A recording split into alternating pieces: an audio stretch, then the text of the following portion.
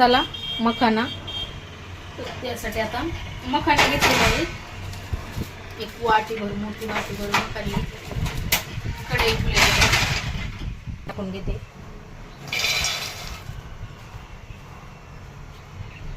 तर हे आधी आहे ना थोडेसे परतून घ्यायचे आहे क्रंच होईपर्यंत. खूप सगळे वेगवेगळे पदार्थ बनवता येतात. लाडू, परत दुधामध्ये खायला, परत गोड मखाने करता येते, परत भेळ करता येते मखाण्याची, परत हे असे लो कॅलरीज असते त्या लो, म्हणजे वजन पण वाढत नाही आणि डाएट प्लॅन पण होते.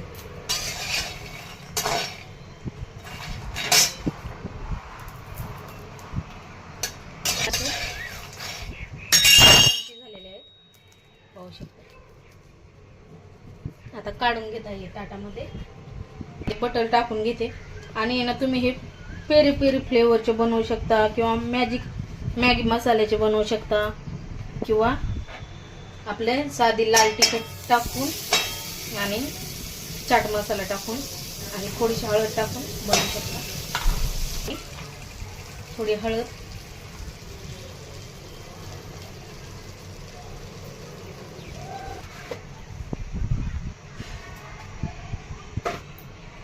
मी आहे ना हा शिव मुरमुऱ्याचा हा मसाला टाकणार आहे.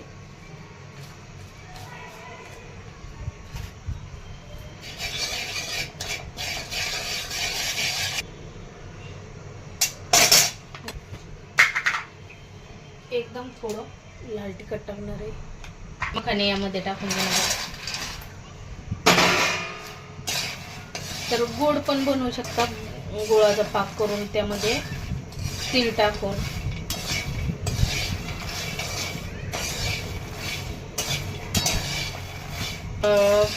तेल किंवा तुपामध्ये पण बनवू शकतात. तूप थोडंसं टाकून किंवा तेल थोडं टाकून आणि काळं मीठ टाकायचं थोडंसं चवीनुसार. तर हे बटर मखाने खाण्यासाठी आपले तयार आहेत.